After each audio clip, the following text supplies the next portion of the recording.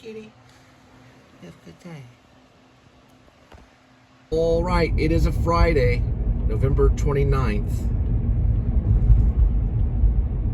Whether the weather be hot or whether the weather be cold, we'll weather the weather, whatever the weather, whether we like it or not. Okay, so resetting accumulated info. Welcome to the Please Subscribe show. I'm Cole Spivey. I'm the host. There's Kitty. He's actually a really cold critter. He likes to hang out in the rearview mirror and laugh, live, and smell good. What does it actually say? Is it live, laugh, and smell good, or laugh first? Let me see. Live, yeah. Live, laugh, and smell good. Okay. So it was raining earlier. It was actually pouring down. And I had something I had to do. So once I finished that, then I usually try to start around like 5. So I don't know. It's a Saturday. So Saturdays are, I don't know. I would say Saturdays are good, but this is right after Thanksgiving and it's just rained. Usually when it's raining, it's really good, but it was raining about 2 hours ago. I got some of that footage on the iPhone 17, but I don't know if I'm going to put it into the iPhone 11 footage, which is what I'm holding. Did I get to watch a movie last night? I'm trying to think. I did search through some movies that Catherine Bigelow suggested, like The Lodger, which is an Alfred Hitchcock thing. That was a silence film, because Alfred Hitchcock started in the silent era, like in the 20s and stuff like that. But I watched some of it. It's got kind of this golden tint to it, and I take her word for it. It looks pretty good. But I don't know if I did or not. I'm trying to think. It's crazy because I'm thinking about it right now. I'm trying to think if I watched something else. I did. I eventually turned on some other movies that were kind of slow-paced. See if we can see the butterfly. There it is. You can kind of see the butterfly. At night it lights up. And I think I turned it on Hard Boiled. It's a John Woo film. To watch some of it, I thought this looks kind of cool. It was kind of fast-paced action kind of stuff. But like everyone's getting killed in it really quick, and there's a lot of gun battles and stuff. I want to say the thing I got out of it was like, okay, now I know where John Wick got some of the stuff. What they call gun fu. It wasn't exactly gun fu, but it was close. A lot of machine guns going off and just stuff like that. So and believe it or not, I think I fell asleep in it, which I don't know how I did that, but it did keep me entertained for a little while. I may go back. It's called Hard Boiled, John Woo film. So I don't know. I just landed on that for some reason. I know John Woo's done some masterful stuff. I'm just gonna throw it out there. Did he do Face Off? I'll find out in a minute. That's with John Travolta and Nick Nolte. I'm gonna say he did. Okay, so he's become Americanized, but Hard Boiled is like an action-packed film with lots of. It's almost like playing a video game. It's a lot of gunfire in it, and some karate action too. It's just I don't know if I suggest it completely. I do kind of, because of the way that he puts it all together. The way the characters are kind of flying around on the screen and stuff. It's got kind of a. I don't know. I'm going to end it there on just covering it. I'll have to watch it. I have to watch the whole thing. You can see the weather coming through. All right. So please subscribe. And then I'm going to go ahead and put my PayPal right here. And if you want to support the channel, we'd appreciate it. And also, I didn't read. Oh yeah, weather report. I didn't read if there's going to be any more inclement weather. There was earlier. I'm looking right now. Just kind of show you.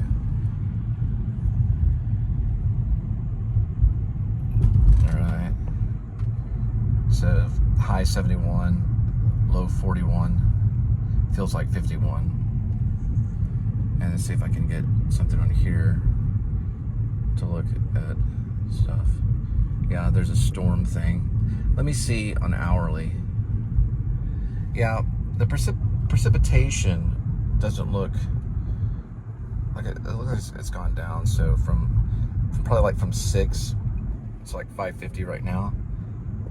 It doesn't look like it's too bad right now. So we're gonna go ahead and go for it. So this is part of the show where you get to watch me pick up food at restaurants and drop it off at your doorstep. So I don't know if there's gonna be more rain. It looks like it's hitting the windshield a little bit, but I'm gonna see at this, there's wind blowing, so I'm gonna check out at this stop light and see. That's probably come from the trees, the drops on the trees. My other glasses. A lot of honking for the holidays. I guess someone... Okay, so precipitation's at 30% or 25%. It goes to 10%, then to 0% at 8. So we're okay at 8. I don't see anything else.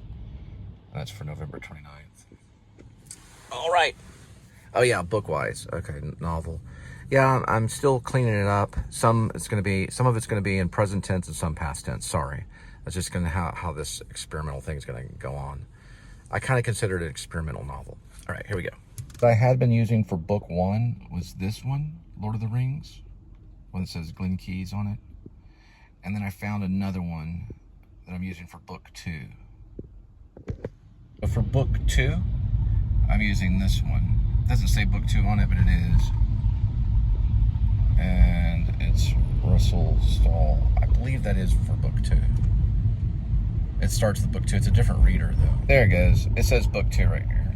The Fellowship of the Ring audiobook, book 2. That's when I've been kind of listening to them on like 2 hours and 20 of it. Because I jumped into book 3 on accident. All right. Cosmaniana is doing Rudolph. You can see everyone's there enjoying the play. And then in January 23rd, they're going to pick up with Wizard of Oz till February 15th. All right, got one at Bluebonnet Liquors, 6:03 arrival, 7 minutes, 2.6 miles for the pickup. Okay, we got a second one at Belletti's Love Mexican Vegan Restaurant. So after the Bluebonnet Liquor, we're going to pick up Belletti's Love Mexican Vegan Restaurant to your doorstep. Okay, so I guess this first chapter, 86, well, it's not the first chapter, but it's a moment where it starts to go present tense, and then I hang on to some of the past tense stuff. I guess maybe that's hinting at possible time travel in the future. So we're just going to go with it, experimental book. I don't know for sure how far I'm going to go on publications, because then you get sometimes phone calls, or you get at least messages about, hey, we want to publish your book, because they find out. And you get stuff through YouTube, and you get advertisement, because that's how the world works now. You know, you get information about the things that you do. So back when I was writing this one book, I think it might have been Escape from Maine. It was like $3,000, I think, at a Dallas publisher to bind it, you know, and get the ISBN number. And I could just sit on the bookshelf on Amazon, you know, or something, you know. They sometimes make a deal with you that they'll put it on Amazon, or they'll put it on a book site. And then there's other places where they're like, well, this is how we can sell your book. And maybe there is some places like that. I'm not for sure. But for right now, it's going on Facebook, so I can bounce it around. I could do that and then put it onto maybe Fiction Press, and it could just go there. Some of it's already there, and I've gotten some response, but it's slowed down, thank goodness, because I could not make an agreement with any of these people that wanted to turn it into a comic strip. And if they were just looking for money, or if they were looking for someone to collaborate with them, most likely probably someone to collaborate with them, it comes and goes. I haven't checked the emails in a while. And they usually say something like, oh, it's very real and engaging. I'd like to be a illustrator on it, you know. And then you just send them a message back saying, here's my social media site, you know. Here's my Facebook. To keep in touch. But I go by a pen name on that site. So I'm okay with that for right now. But if I really love something book-wise, and I want to go to that extreme, and I'm not in a position to do that right now, then maybe one day it might be cool to have a book that's bound, you know, that they actually edit it and work on it, they bind it, you know, they make it into a book. They can send it to you through the mail, and you have a paper copy of a book that you wrote, you know. Maybe one day that'd be nice. I almost did that with Poetry.com, but Poetry.com would send you an anthology of your own work. The only thing is they don't exist anymore. I think I had a few hundred poems, maybe, or more. It was kind of weird. And all of a sudden, it turns into poetry. It was called like Lulu Poetry or something, and then it just vanished from the website. So you could send a poem to them, and then they would mail you back the poem on paper, and then they, you know, had chances of you to buy like an actual copy that you could put on a shelf, which I thought was kind of cool. I don't know.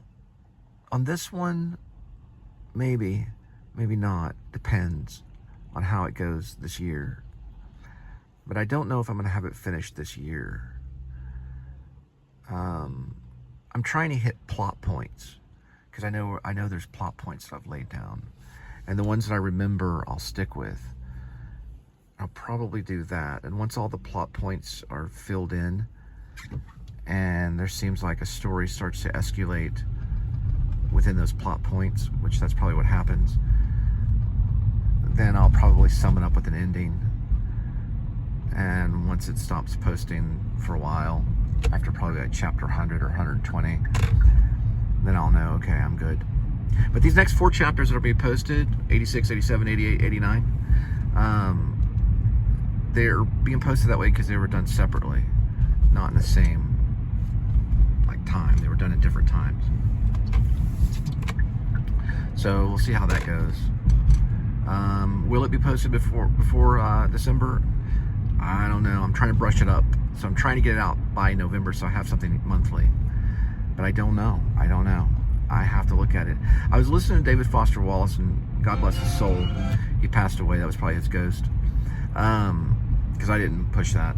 But I was listening to him, and he was saying that he was kind of a perfectionist. Because I'm listening to Infinite Jest secretly. Because it's definitely written by a hardworking writer. And he was at a time where it slowed him down trying to be perfect. And then he let that go after a while, and then was able to, you know, to finish it. But he was becoming like, you know, does this work? And, you know, he's being self-conscious, and you want to get past that. And we'll be going there next.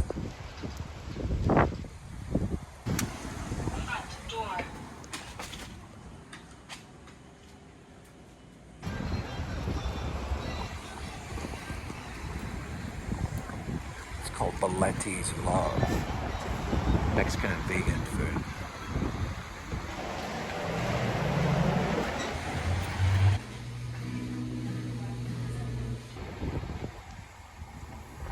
Right, we're in the third quarter. TCU game. Cincinnati. Right, we're in the third quarter. Cincinnati is playing TCU at TCU, and TCU is winning at 31-17. TCU Horned Frogs football.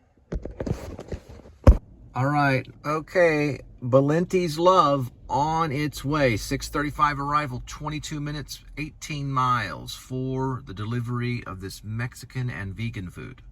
Indeed, follow me, but they turned back after a while and made for the ford, it seems. That helped a little. But there were only 5, all right, not so 9, 4 riders. when your camp was at... He says there's only 5, not 9. So the total of 9 riders. I think they're known as the Black Riders, and they are servants of lords of the ring, the ones that want to possess all the rings. So they would be after this particular ring because it's the main ring, the one that will rule them all. The one that will find them, the one that will bring them, the one that will bind them in the darkness, all that stuff. That's the ring that he's talking about. But they were following Gandalf, I guess, to lead them to Frodo. I'm getting some of it, but there's a lot of information. It's quite a bit. It's like 1,100 pages or something like that. Then the other one I'm listening to is also the same big chunk. But how I see it is all these little short stories put together, which make this like longer novel. But I could not ride among the rocks of the Troll Fells, and Shadowfax departed. I sent him back to his master, but a great friendship was drawn between us, and if I have need, he will come at my call. But so it was that I came to Rivendell only 3 days before the ring, and the news of its peril had already been brought here, which proved well indeed. And that, Frodo, is the end of my account. May Elrond and the others forgive the length of it, but such a thing has not happened before, that Gandalf broke tryst and did not come when he promised. And we could not now take it back. So he was just talking about Elrond. He's an elf.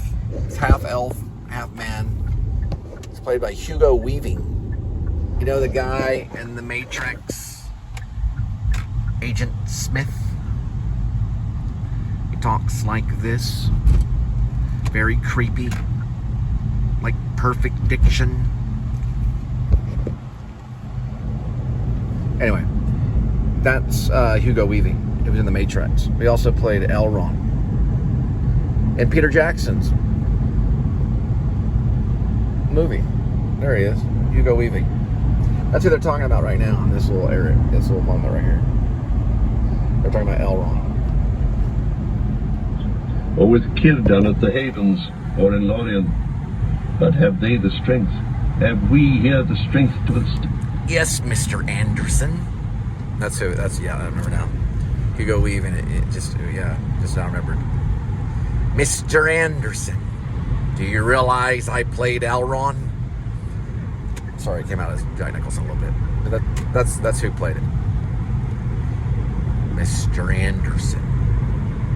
Yeah, he plays him very deliberate and in control of the situation. It's like a computer program in The Matrix trying to get to Mr. Anderson. Then if a ring cannot be kept from him forever by strength, said Glorfindel, 2 things only remain for us to attempt: to send it over the sea, or to destroy it. That's Elrond talking. But Gandalf has revealed to us that we cannot destroy it by any craft that we here possess. They who dwell beyond the sea would not receive it. For good or ill, it belongs to Middle-earth. It is for us who still dwell here to deal with it. Then, said Glorfindel, let us cast it into the deeps, and so make the lies of Saruman come true. For it is clear now that even at the council his feet were already on a crooked path. He knew that the ring was not lost forever, but wished us to think so, for he began to lust for it for himself. Yet oft in lies truth is hidden. In the sea it would be safe. But Gandalf has revealed to us that we cannot destroy it by any craft that we here possess, said Elrond. Seas and lands may change, and it is not our part here to take thought only for the season, or for a few lives of men, or for a passing age of the world. We should seek a fight.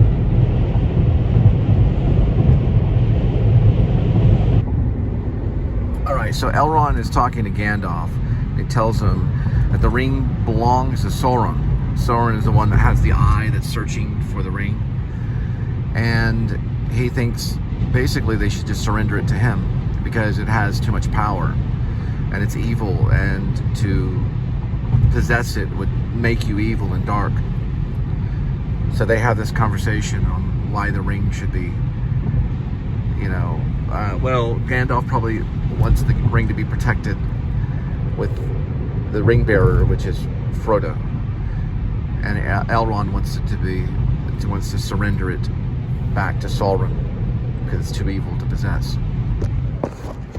I think Elrond ultimately does want it destroyed, though, because he feels the ring is of destruction. Correction, Elrond does want the ring to go to Sauron, but he states that the other rings were not made for power and war, but but only this, I guess, this one ring. So it's kind of strange, and I guess Gandalf is arguing his point about the ring staying with Frodo, I guess. There's got to be a reason why, if the ring is so powerful and supposedly evil, there's got to be a reason why they want to bear it. Actually, if I'm not mistaken, that's right. Gandalf is the one that wants it destroyed, and he wants it dropped in the cracks of Doom, at the Mount of Doom. So Elrond, I think, wants it to be given back, is the argument at this moment. I think that's the whole purpose of the argument. It's a weird argument, because why are they even talking to Elrond, if he wants that?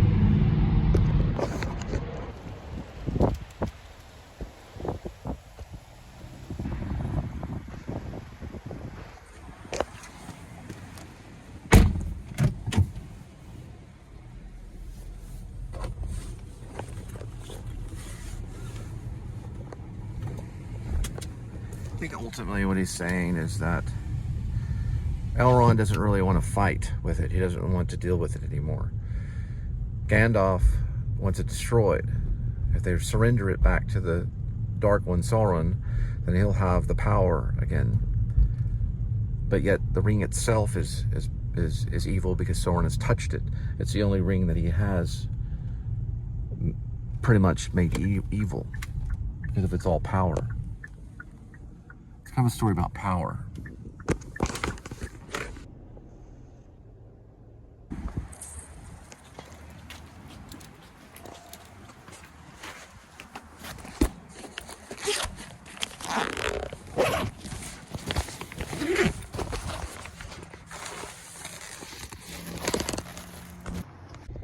Bluebonnet Liquor's on its way. 6:50 arrival, 7 minutes, 1.3 mile for the delivery. It's Cincinnati at TCU. TCU's winning at 38. It's got about a minute left. TCU Horned Frog football. 10th in Big 12.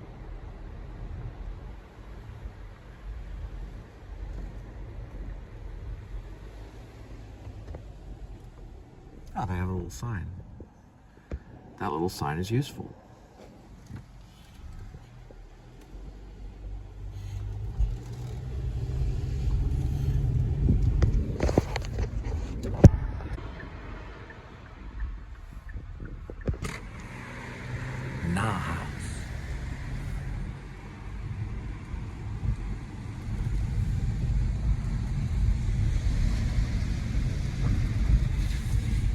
I think ultimately what J.R.R. Tolkien may have been talking about is anything that possesses great power probably has a sense to possess the keeper of that.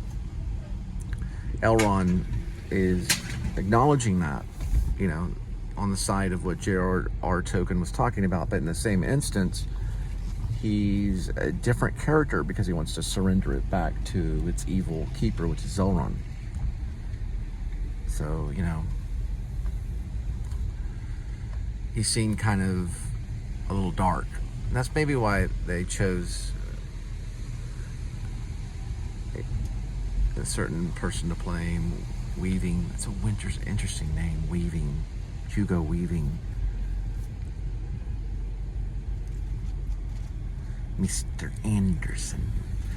Yeah, so they didn't choose kind of he plays a lot of villains, let's just put it that way. It's a good little moment in the book between Elrond and Gandalf. Bilbo shows up and says, well, I started this, I'll finish it. And Gandalf, I don't know, I'm still listening to it.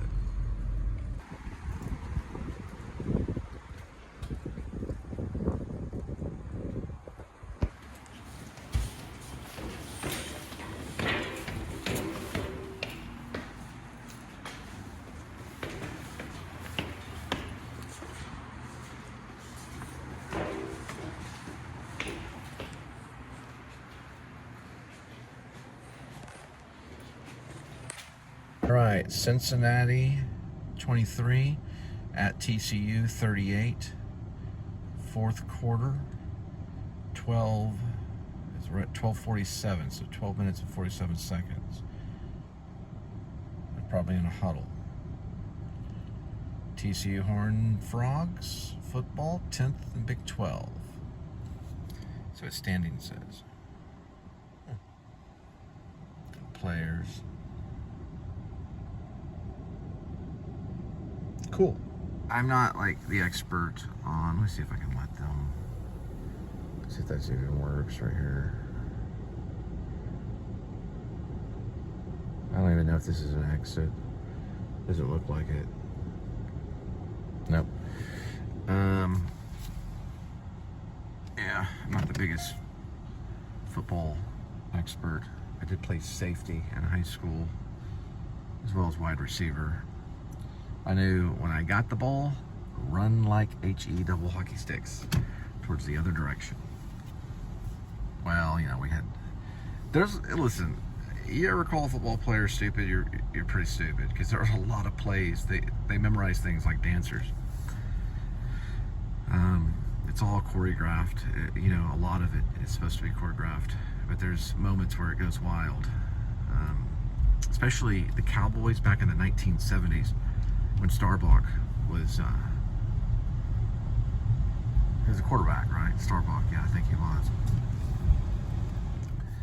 When he was at it, they improv'd quite a bit. They would fumble a lot of plays and find ways to take advantage of it. There was some good football back in the 70s. It's right there, Roger Staubach. Everyone called him Starbuck, but it's Staubach. Getting a medal from Trump. 83 years old. Pretty good quarterback. There he is in action.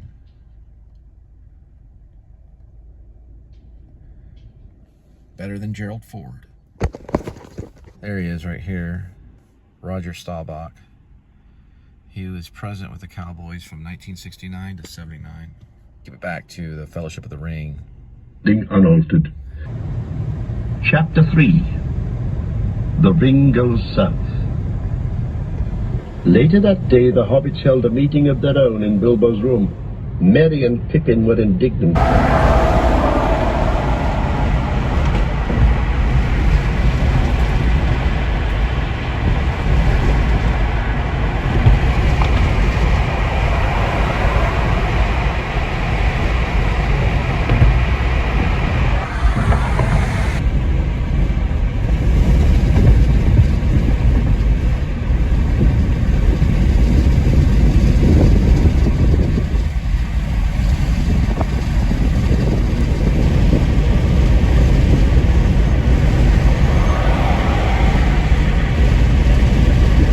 Got one at McDonald's on Clifford.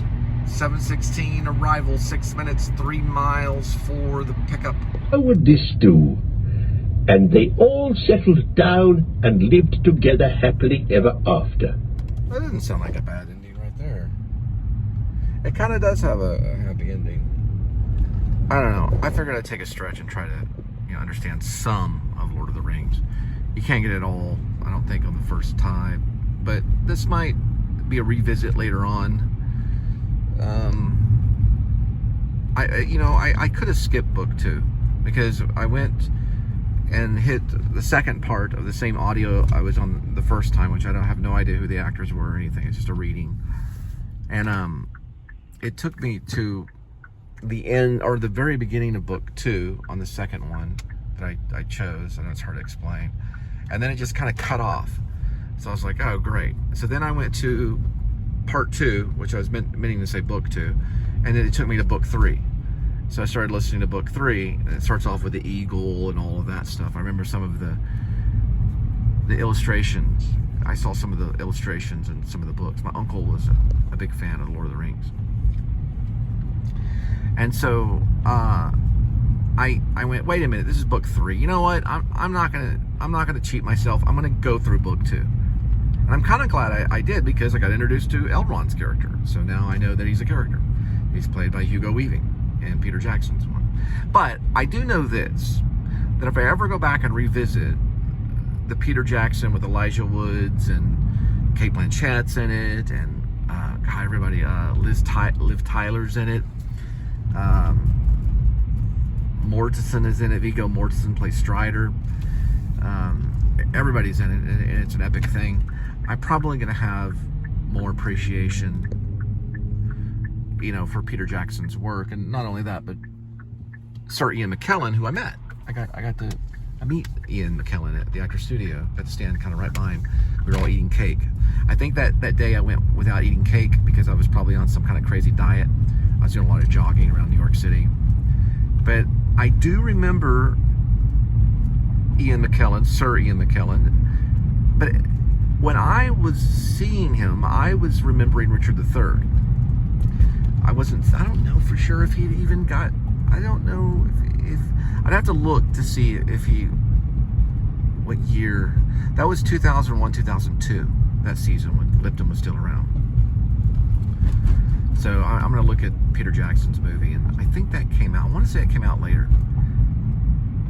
So I don't know if I was thinking about Gandalf, but I will say this though: if he did do it earlier, I'll find out, and that's fine. It doesn't matter when he did Gandalf; it's timeless. But I do remember something about Lord of the Rings. Okay, this is a true story.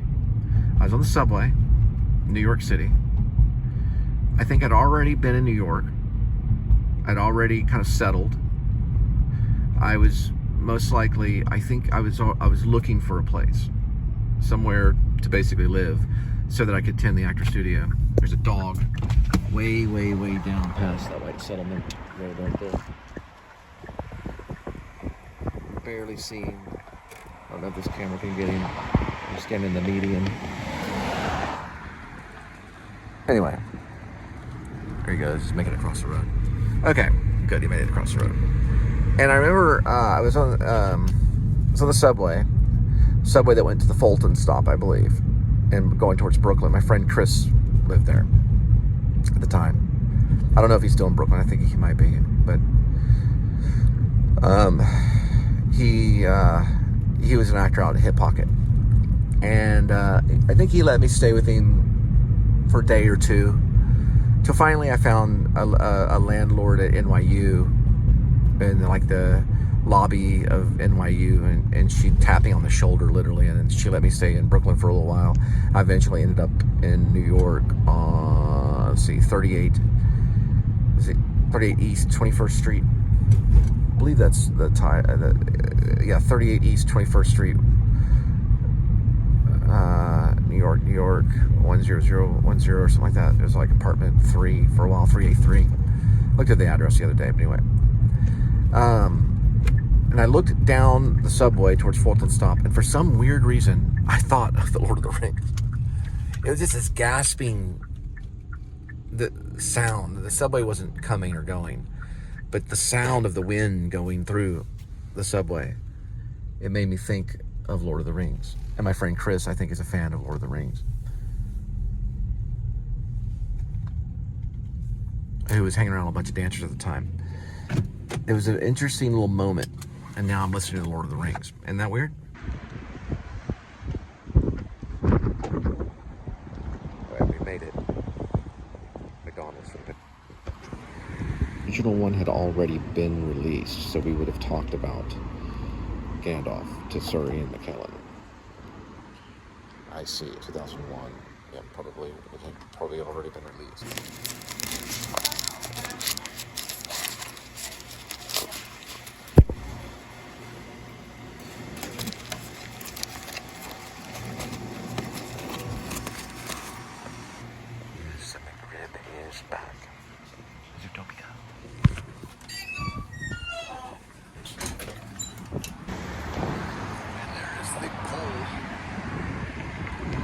McDonald's on the way, 7:28 arrival, 4 minutes, 1.4 mile for the delivery. Sir Ian McKellen was interviewed by my dean, James Lipton, inside the Actors Studio, Bravos, in 2002 on May 13th, the middle of May. It aired in December. The Two Towers he was probably working on at that time. It would have been aired later on that year, where the first one, Fellowship of the Ring, was already in the movie theaters when he was being interviewed. We had birthday cake, and I believe it was like the 250th anniversary or something like that the 250th show, or something of that nature. Something of that nature. It was like a certain amount of shows that he had done. He had reached a certain level. They were celebrating was it the 100th or 200th or something like that show, or something of that nature. I remember him he had like a cake to celebrate the show. I remember on purpose I didn't have any cake. Other people had cake and stuff. We all got photos together though, so I'm in that photo. Which would be great to have, that photo. It's somewhere out there.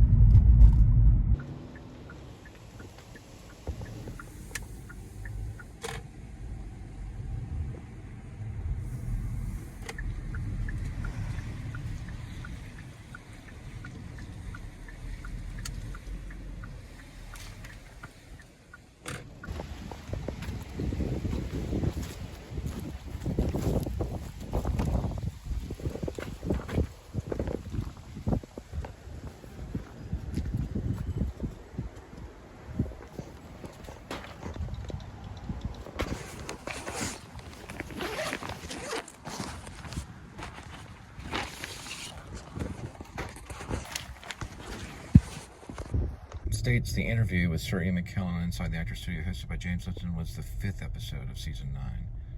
The episode originally aired on December 8th, 2002. That episode would have a number.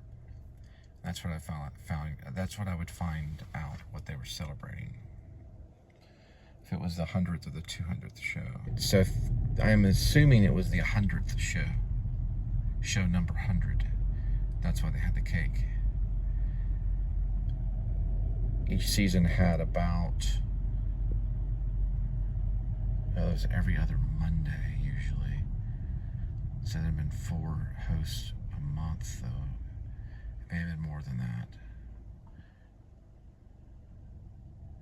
I'll find out eventually. Alright, it was the 124th show, but it may have been the 10th year, the 10th anniversary of airing the show. That's what I'm guessing. All right, Hawkins Tasty Food on the move. 7:40 arrival, 2 minutes, 0.7 mile for the pickup. I'm assuming they did, since it was the 9th season. It was the end of the 9th season, as they were celebrating going into the 10th year or the 10th season of Inside the Actors Studio. That's why there was cake there. And it was the 124th episode with Sir Ian McKellen. So they just, it was the end of that season. So they were celebrating the end of that season, probably. And then I remember the cake was brought out and there was photos taken on the stage. And we were in the Tishman Auditorium at the new school when Sir Ian McKellen was interviewed. And the cake was brought out. I was thinking of the name Tishman.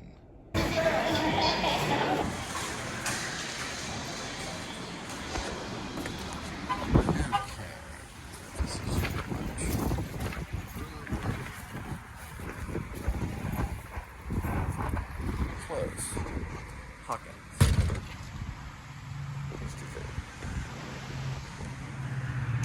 Hawkins Tasty Food on the move, on its way. 7:52 arrival, 7 minutes, 2.6 miles for delivery. So, okay, I remember now. It was the 124th episode of Inside the Actors Studio with Sir Ian McKellen. They were celebrating the 9th season. The end of the 9th season. Which they're going into the 10th year. It was some kind of oddball number. But it was, regardless, it was a celebration of the end of that season. And there was a cake that was brought out. I don't know if they did that every year, but for some reason I thought maybe it was Sir Ian McKellen's birthday. But it must have felt like it, because for one thing, he had just came out with probably the biggest movie of all time, Lord of the Rings by Peter Jackson, and he played one of the most famous written character roles, Gandalf, friend to Frodo. And a pretty dang good performance, all 3 movies. I still like his Richard III. Why dost thou spit on me? I have played Richard III in Dallas. It's my last stage appearance so far. Professional stage appearance. Well, it was, I guess you could say it was professional.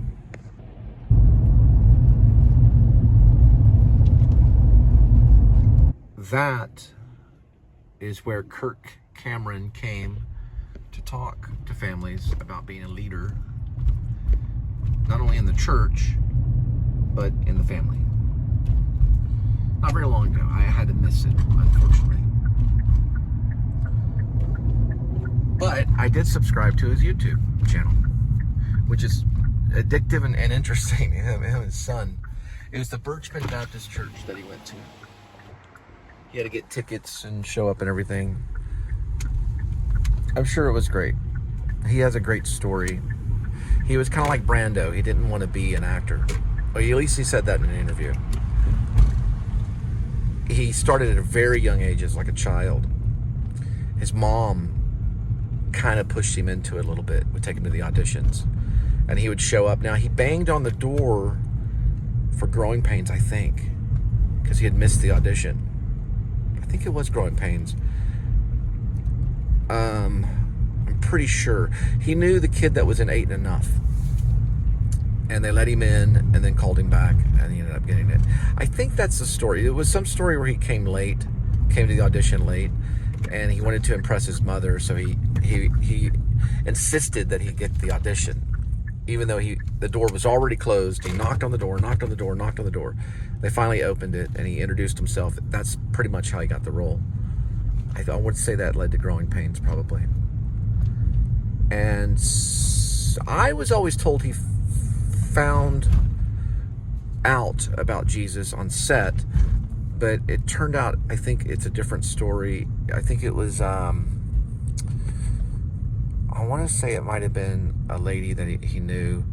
I'd have to go back and listen to that story on how he came to the Lord, but he brought it to the set for sure.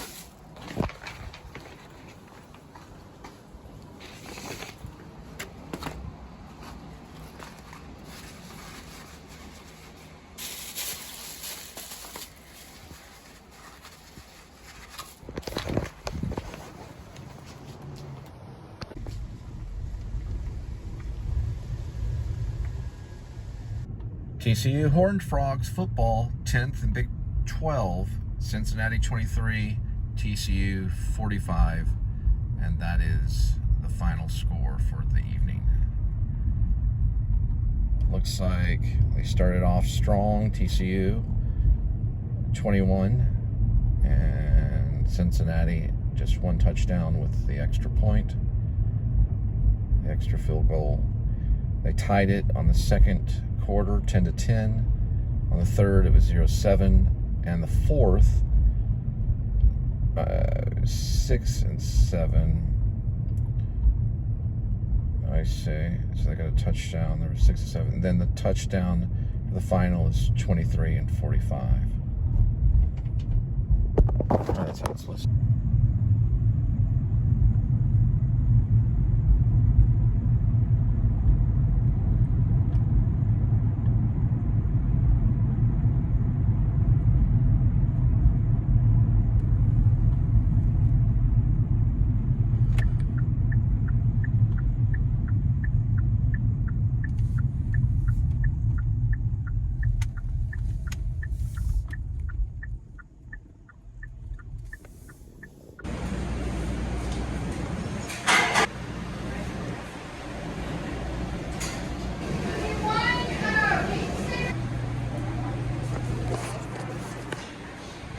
right, 8:12 arrival, 4 minutes 1.1 for Little Caesars.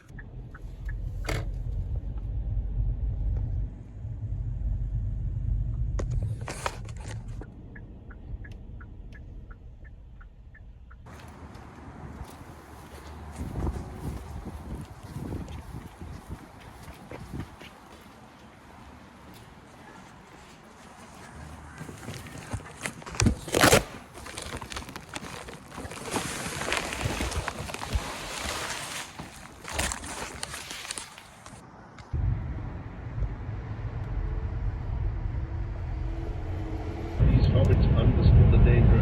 They did not dare to go. They would still wish to go, or wish that they dared. All right. So far, what I've learned now is that Bilbo was writing a book, and he mentions it in book 2. About right there.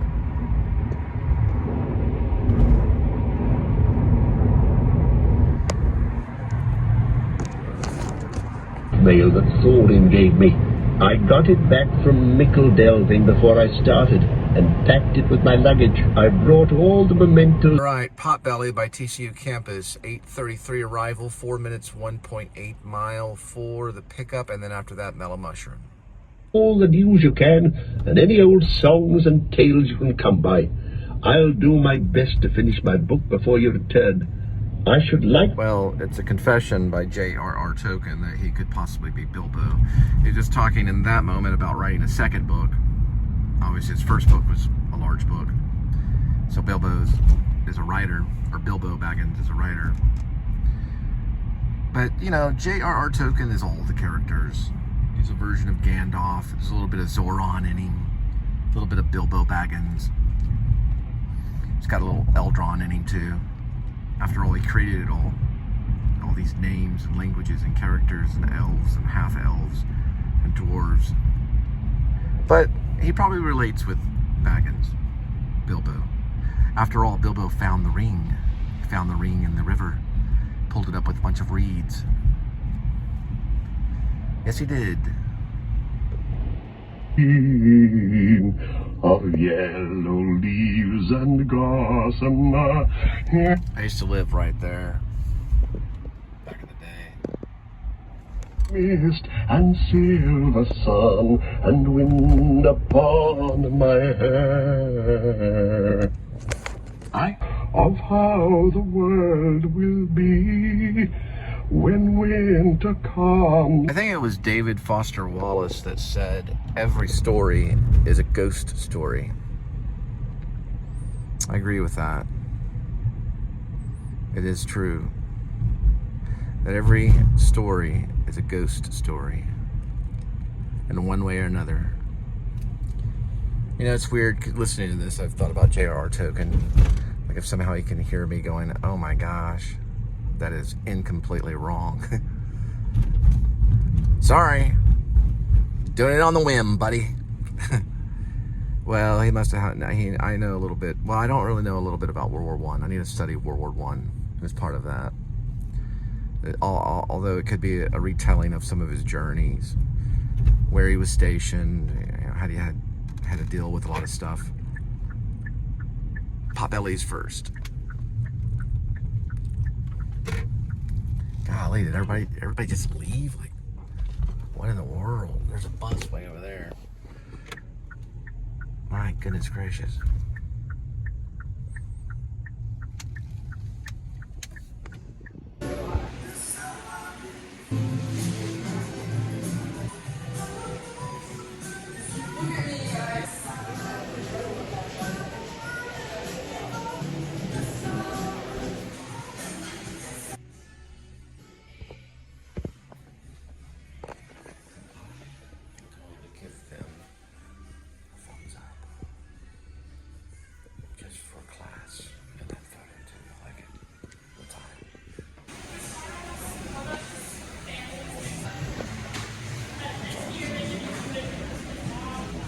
On our way to Mellow Mushroom, 8:43, 3 minutes, 0.6 for the...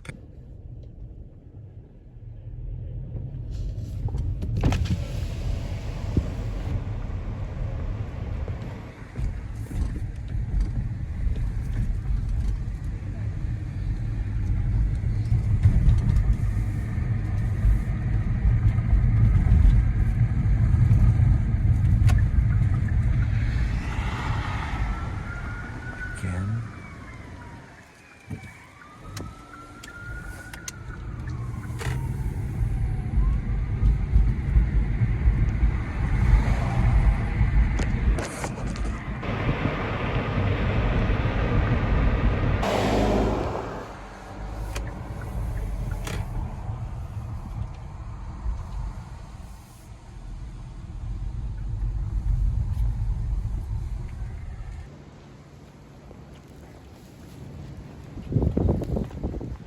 Oh, there he is. Catch for a minute. It's pizza. It's drink.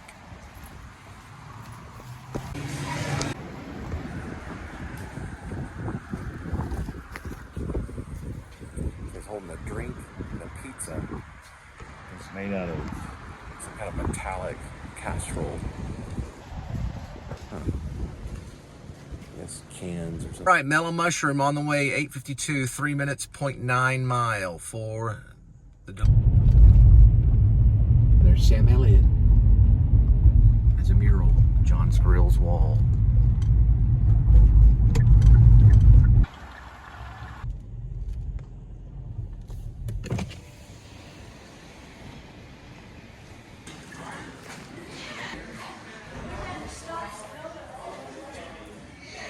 Potbelly on the way, 9:03, 4 minutes, 0.9 miles for the delivery. It looks like TCU is doing some major construction right before Loudon Street.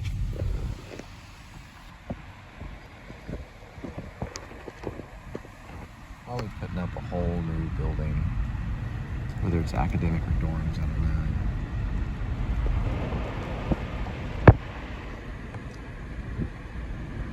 Between Loudon and Barry.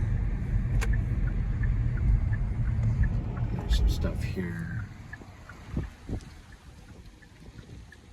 And another tower right there. Or crane, I guess is what it really is. Another crane right here. Right before Sandage.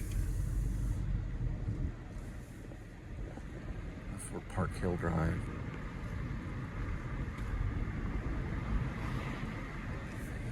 I think it's growing massively.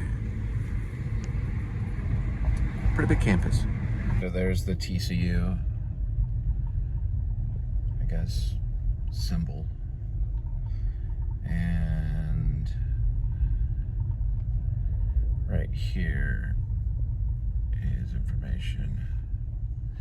Undergraduates, 11,152, fall 2025. Postgraduates, 1,828. It's pretty good. 11,152. That's cool because it's been around for 152 years.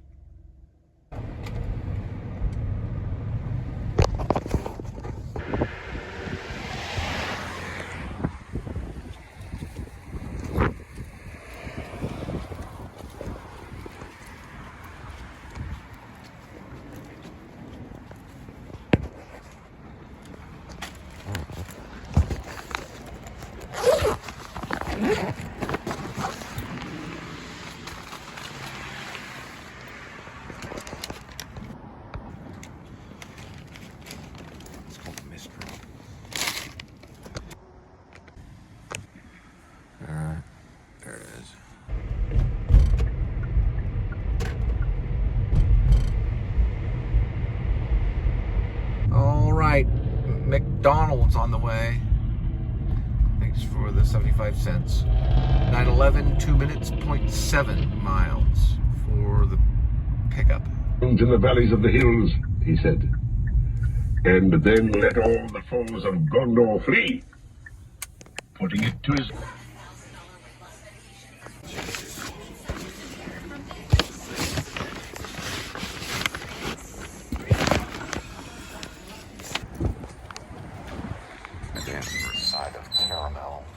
If you ask for a side of caramel, they'll give it to you. Right, McDonald's on the way.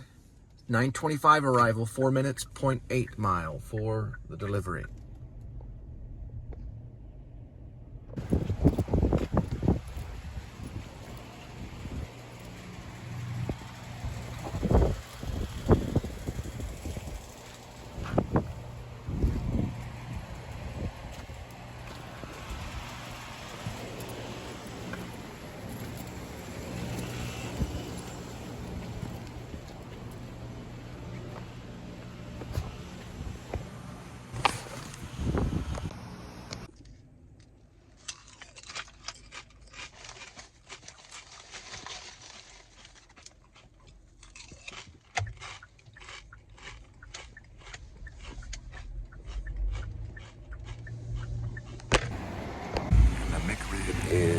back in a limited time.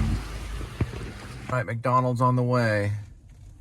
9:53, 13 minutes, 4.7 miles for the delivery. House. A gleam of firelight came from the open doors, and got these. Basically like a little bit of cheese on my messenger. Snack. Cheese and crackers. Put it in this little baby Swiss bag. Put the crackers in there. A couple pieces of cheese in there. Slices of cheese.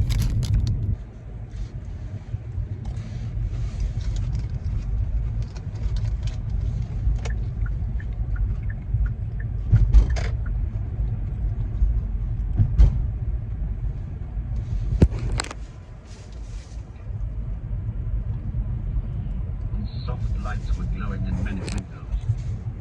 Bilbo had... Faithless is he when the road darkens, said Gimli. Maybe, said Elrond. But let him not vow to walk in the dark who has not seen the nightfall. Yet sworn word may strengthen quaking heart, said Gimli. Or break it, said Elrond. There was no laughter, and no song or music. At last they turned away and faded silently into the dusk. They crossed the bridge and wound slowly up the long...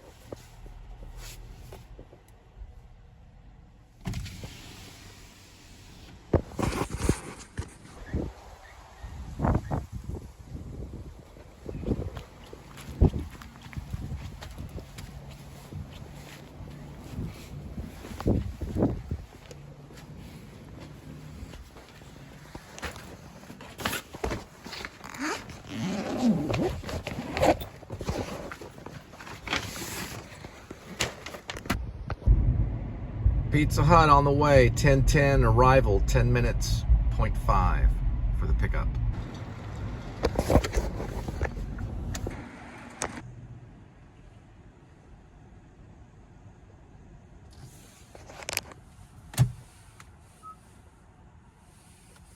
All right, Pizza Hut on the way, 10:30 arrival, 5 minutes, 2.1 miles for the delivery.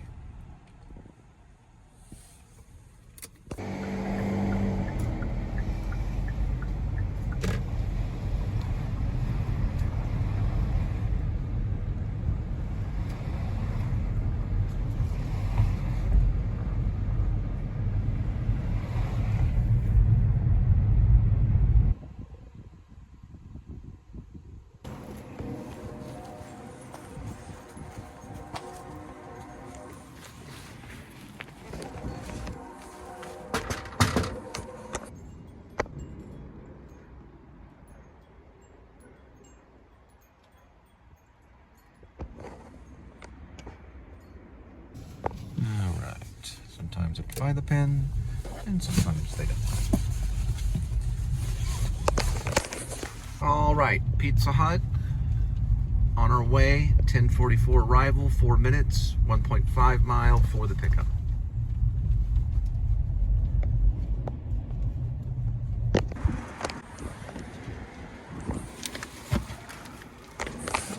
All right, Pizza Hut on the way, 11:03, 7 minutes, 2.8 miles for that delivery. This is Cook's Children Medical. And man, they have really decorated everything.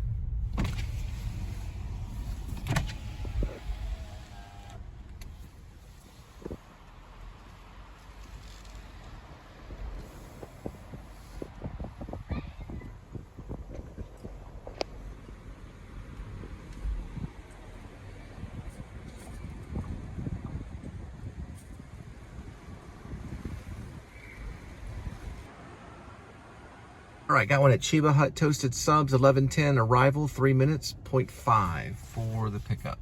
This will be the last one for tonight. And they went all out. I don't remember it being this way over here.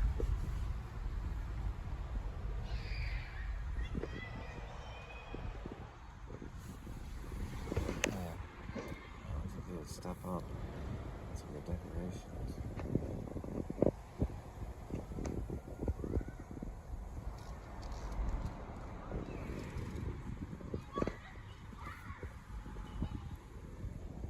Wow. That's pretty amazing. Yeah, they have a little light, Christmas light display. It's like a house. Let's walk through this little garden of lights.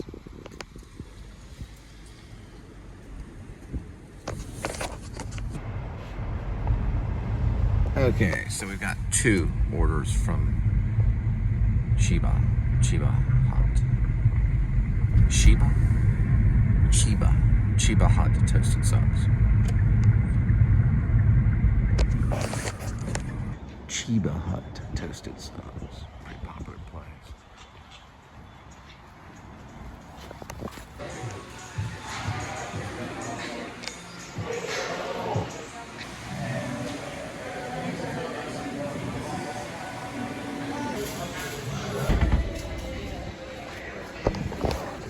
Chiba Hut on the way, 11:23 arrival, 2 minutes, 0.4 mile for delivery. Going to a place called Maggie's R&R. I see it now.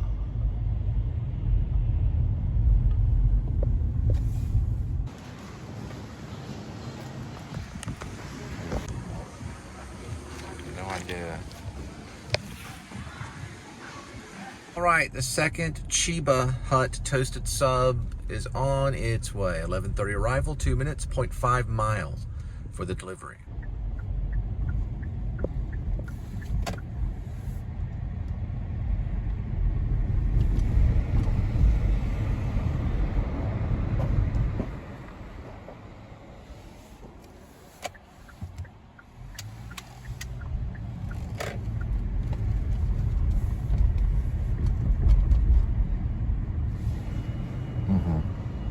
Right.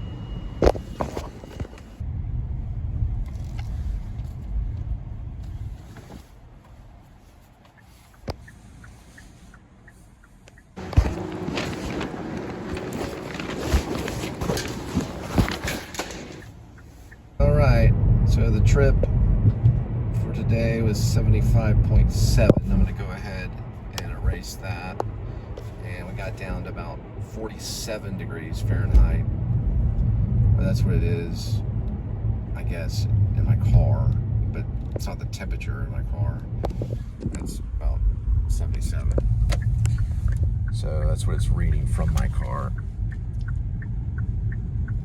But it's usually a little warmer. So we'll see the real temperature here. Let's see. Real temperature right now is 43.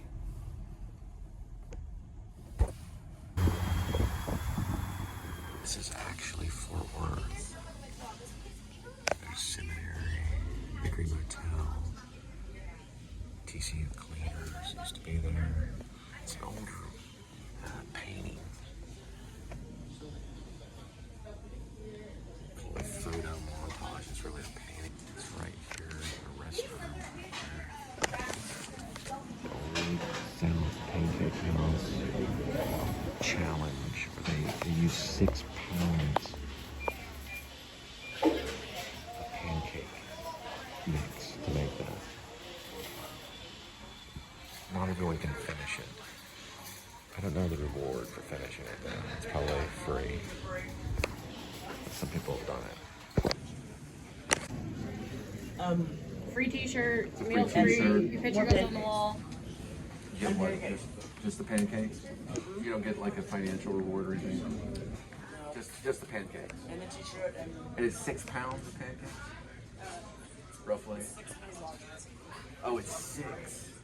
Oh, it's just 6 free. It went to 6 and then 8, right? Someone said it was 6 pounds. It's still 8? Yeah. It's 8 1-pound pancakes. Okay, it's 8 1-pound. Okay, so it went up to 8 pounds. Okay. All right. Got the information. It actually went up to 8 pounds. So it's 8 free pancakes, each weighing a pound. And then you get a free t-shirt. Oh, sorry. Oh, yeah, sorry about that.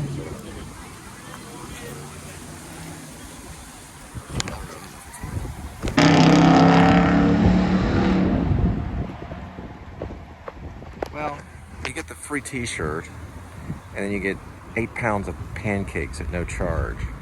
I don't know. Trees, Fort Worth ISD, Farrington Field. It's all Christmas. So get them while they're hot.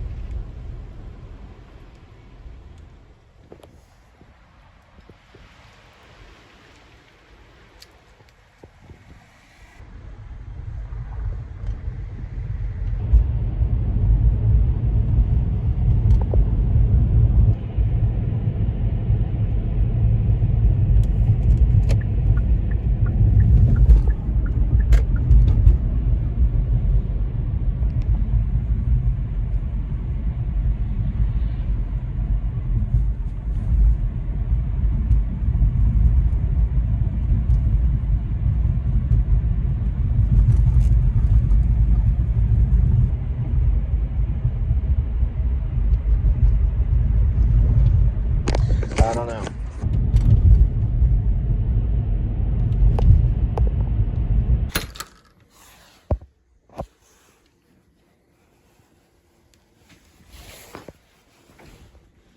We're cutting today's kitty is. Gotta save footage. So tell everyone to have a good night. All right. I know you walk towards me. It's because you're not breathing right. You want to take a good deep breath in. There you go. Sitting is good. You want to think of mom. Okay? Think of why you joined forces with me. You joined forces with an actor. You're an actor. And that's what you're doing. Today's kitty is being cut short for tonight. I know it's in your contract. We have to cut it short for footage purposes. So, sorry. That means we're just showing it right now. Temptation Bites and Gravy, seafood for today's kitty. It's a short version. And for me, I'm not gonna be showing me eat it or anything. I'm just be making this beef ramen noodle. I got some, kind of doing a Mongolian thing, which is turkey hot dog. Got the sausage, a little bit of turkey there, and then some more turkey that we have. We're throwing it in for the beef. Now for the veggie, we'll be adding the veggie here, which is some mushrooms, spinach, carrots, and there's the red cut, or the red, it's actually Italian cut red, or it's, no, it's, I think they call it Italian flat cut onion. It's an Italian flat red onion is what they say, yeah. Italian flat red onion. And there's the carrots, and good to go. All right, and you just have to imagine it. Good night.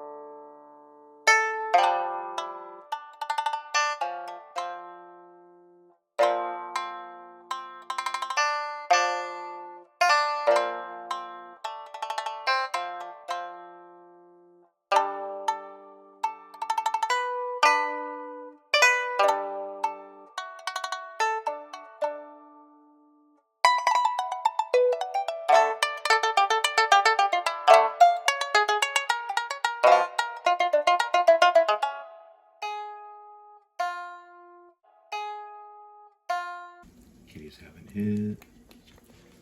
And I'm adding the meat and some of those. Then I'll add that. It all takes about 4 minutes to cook. You'll have a good night. Gotta wait for it to start boiling before I add that. I boil it for about 4 minutes.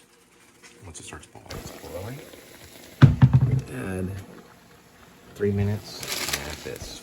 Okay? And then it boils for 3 minutes, then you boil it for 1 more minute, and good to go. You'll have a good night. You can add the flavoring too. This would be 370 plus the veggies would probably, and that would probably be, I don't know, a total of about 500 or 600 calories total, and then the flavoring. Good to go. Okay. Then later, after done, we add ranch. We're good to go.